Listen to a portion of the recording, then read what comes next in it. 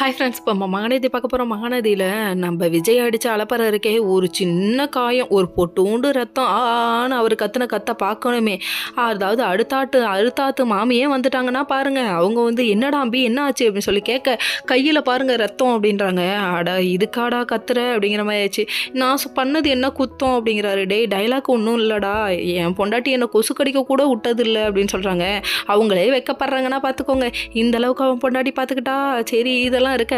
அதுக்கப்புறம் சரிப்பா நான் பார்த்துக்கிறேன், அதுக்கப்புறம் நான் போய் சமைச்சு எடுத்துகிறேன்னு சொல்லிட்டு பக்கத்து ஆத்து மாமி சொல்லிட்டு இங்கே வந்தா அவங்க ஆற்றுல நடக்கிறதெல்லாம் சொல்கிறாங்க. இது மாதிரி ஒன்றும் இல்லைங்க, சின்ன ரத்தம், அதனால இப்படி பண்ணுறாரு அப்படின்னு சொல்ல காவேரிக்கு புஷ்ஷுன்னு ஆயிடுச்சு. நீ அடிக்கிற அலப்பறை தாங்க முடியலடா அப்படிங்கிற மாதிரி ஆயிடுச்சு. அது மட்டும் இல்லைங்க, அவங்க அம்மா முன்னாடியே என்ன சொல்கிறாங்கன்னா, அவங்க பொண்டாட்டி அப்படி பார்த்துக்கிட்டாங்களாம், கொசு கடிக்க கூட விட்டது இல்லையாம்மா அப்படின்றாங்க. அப்படியா சாமி, கொசு கடிச்சதே இல்லையா ஒன்று, இருடாமா இந்தியாவில் உள்ள மொத்த கொசும் கொண்டு வந்து ஒன்றை கடிக்க விடணும் அப்படிங்கிற மாதிரி இருந்து.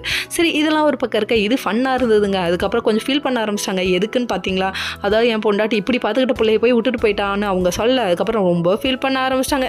சரி எதுக்கு அடுத்தவங்க விஷயத்தெல்லாம் பேசிக்கிட்டுன்னு சொல்ல, அதுக்கப்புறம் இதை பார்த்தோன்னே சமைக்க கூட தெரியலையா, ரொம்ப கஷ்டப்படுறாரான்னு சொல்லிட்டு போயிட்டாங்க. நம்ம காவேரியால் நிம்மதியாக இருக்கவே முடியலன்னா பார்த்துக்கோங்க. விஜய் நினச்சி ஃபீல் பண்ணிட்டு இருக்காங்க. எல்லாரும் தூங்கினதுக்கப்புறமா திடீர்னு ஃபோன் பண்ணுறாங்க. ஃபோன் பண்ணி வெளியே வந்து நின்று திருட்டுத்தனமாக ஃபோன் பண்ணுறாங்க. இவங்க புருஷனுக்கு இவங்க ஃபோன் பண்ண திருட்டுத்தனமாக ஃபோன் பண்ணுறாங்களாமா. என்ன பண்ணி தொலைகிறது, இடையில நிற்கிறது யாரு, மாமி யாரு, வில்லி சரியான வில்லி அப்படிங்கிற மாதிரி இருக்குது. நம்ம காவேரி கிட்ட நம்ம விஜய் ஃபோனில் பேசிகிட்டு இருக்காங்க. நீங்கள் இவ்வளோ கஷ்டப்படுறீங்க, நீங்கள் கிளம்பி உங்கள் தாத்தா பாட்டி கிட்ட போங்க அப்படின்னு சொல்கிறாங்க. எப்படியா இருந்தாலும் நான் மனசை மாற்றாம விட மாட்டேன், நீ எனக்கு இப்போ ஃபோன் பண்ணுறதில்ல, எனக்கு இது போதும், இப்படியே வாழ்க்கையை கழிச்சிட வேண்டியன்னு சொல்கிறாங்க. சென்டிமெண்ட்டாக ரெண்டு பேர் பேசிகிட்டு இருக்க, லவ்வில் டிஸ்டர்ப் பண்ணுறாங்க. நீ தான் என்னோட கள்ளி, உங்கள் அம்மா தான் எனக்கு சரியான வில்லி அப்படிங்கிறாரு. இந்த டைலாக் ஒன்றும் குறவில்லை. Okay friends.